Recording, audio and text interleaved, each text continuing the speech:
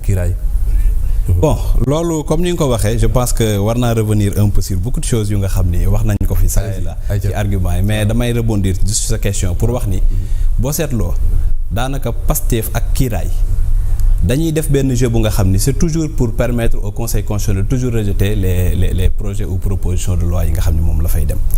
Oui parce que en fait dañuy arranger à ce que tey par exemple Pastef bu dugalee benn proposition de loi exécutif ñëw def ci ay amendements yu nga xam ne ñoom après ça leur permettra de bloquer ba ci le fameux kii la.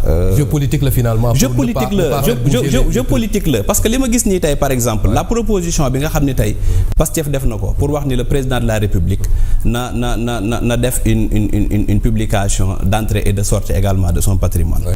Déclaration et publication également donc foofu bu ñu ci waxee le président de la République aujourd'hui le gouvernement def ci ay amendements mooy les ministres de la justice yónnee démb assemblée wax leen ni na ci premier ministre bokk na ci président assemblée bokk automatiquement ñoom ñu commencé xataraay naan le président n'est pas sérieux maa ngi gis sax kenn ci ñoom ci député yi muy wax ni non fi ñu ko logé ci constitution bi foofu noonu entité bu nga xam ni c'est réservé au président de la République mais bu ñu ko bëggee modifier mais la modification porte uniquement sur l'article 37 non qui traite du président de la République. Ouais. Mais il y a d'autres articles notamment l'article 59 qui traite de l'Assemblée nationale ak l'autre article qui traite de la primature. nan modifier tous ces articles là yokk ko ci amendement bi loolu c'est simple comme bonjour. Mais jarul besoin de xataraayu pour essayer de ne pas par exemple continuer bàyyi loi bi mu continuer xam nga loolu en fait dama naan en fait benn jeu la bu nga xam ni dañuy nekk rek di giiñante ay transparence jusqu'à présent ci ay wax rek la yam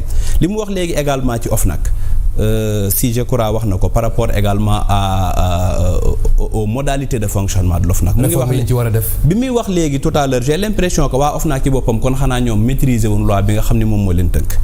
Parce que aujourd'hui s'il parle par exemple des prérogatives yi nga xam ni tey OFNAC am na ko pour vérifier la conformité de la déclaration d'abord déjà boo yemee ci loolu rek quelqu'un danoo gis le OFNAC ñu wax ni am na ay autorités yu nga xam ni qui sont soumises à la déclaration te déclaré wul mu jox leen benn ultimatum ñu def ultimatum bi daanaka 24 heures ou 72 heures en tout cas avant 72 heures OFNAC publie la liste des gens qui ont fait la publication léegi damay laaj ci diggante boobu ban temps la am pour def ces vérifications là. xam nga fonctionnaire ban yan ressources la am à 48 heures kon donc bu fekkee obligation boobu parce que en réalité am na loo xam ne bu ñu la ko joxee même si la loi ne dit pas que c'est une obligation diñ la ko joxee mu nekk ay prérogatives yu nga xam ne jox nañ la ko nga def ko ça devient une obligation parce que au-delà de la politique c'est moral.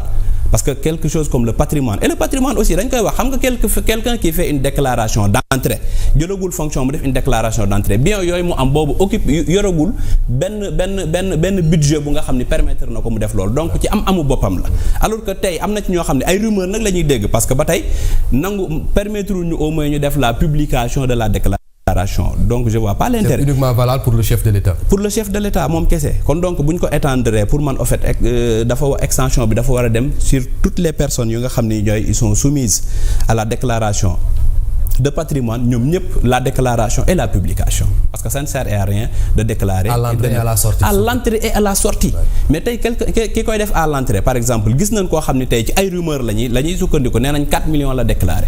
Et pourtant kooku ñu wax 4 millions la déclaré maye na 100 millions te nee na salaire am la dajale ba mu mat 100 millions mu may ko ay ñoo xam ni c'est des soi-disant victimes gis nañ kooku muy takk montre bu nga xam ne pratiquement boo ko évaluer c'est plus de 20 millions. gis nañ kooku muy dawal 1 million la maye bon mënuñoo jàpp ne koppar yi bëriwul c'était 5 mu jox waa Touba benn bi. en tout cas li may gis parce que tey en fait nul ne peut faire des libéralités tant que lui-même n'est pas libre nit mënoo maye 100 millions ni sama patrimoine 4 millions la loolu rek déjà doute la. bu fekkoon koy prérogatives yi nga xam ni tey may nañ ko OFNAC pour ñu def ko pour def les vérifications de conformité kon lan moo tax exercer woon loolu benn la beneen bi topp mooy le patrimoine est compris entre l'actif et le passif lépp ci lañ bokk kon aujourd'hui tey quelqu'un qui fait une déclaration de patrimoine même bu fekkee dafa nekk en procédure judiciaire bu nga xam ne dañuy menacer pour saisir ay biens am tant que procédure boobu jeexul mënuñu considérer que li mu déclaré ci patrimoine loolu mooy la vérité parce que ñenn ci ñi déclaré en tout cas ñun wax ni déclaré na ñu ngi koy poursuivre pour récupérer këram ci benn procédure judiciaire te kër googu bien immobilier la bu ñu expertiser à plus de 1 milliard je crois loolu ci bien am la bokk. ñu ne def na par exemple organiser na organisation de son insolvabilité bu nga xam ni c'est une infraction pénale carrément pour transférer bien boobu ci ay njabootam. waa léegi te procédure boobu jeexul kooku nan lañ mën a considérer que ni tey lii mu déclaré ci patrimoine mooy patrimoine am parce que tant que amuñu une décision juridique bu définitive loolu dañ ko war a toujours considérer dans son patrimoine. kon donc tey bu ñuy wax ne OFNAC am na prérogative pour def ces vérifications là je me dis que ni est-ce que kon waa OFNAC ñoom en réalité est-ce que fay gënu leen maîtriser loi bi nga xam ne tey moom moo leen tënk en réalité ci côté boobu noonu. Effectivement c'est bien clair et on va évoluer s'il vous plaît monsieur Faye ñu jàll il nous reste beaucoup de trucs te le temps passe, on aura d'autres occasions ñu revenir ci finalement Gningue dafa wax lu am solo si on a tendance à suivre que ne voilà Pastef ak Kiraay ba léegi ñu ngi ci benn jeu politique boo xam ne finalité bi nekkul faire avancer les choses ndax loolu dafay fekk si la déclaration bi Barthélémy Dias def récemment appelé à ce que bu fekkee dañ nar a xeexee les deux institutions ñu dissoudre l'Assemblée nationale comme ça locales yi ñu xool comment benn moyen lañ ciy demee. Effectivement je trouve je sais pas si je peux répondre rapidement wala. ayca.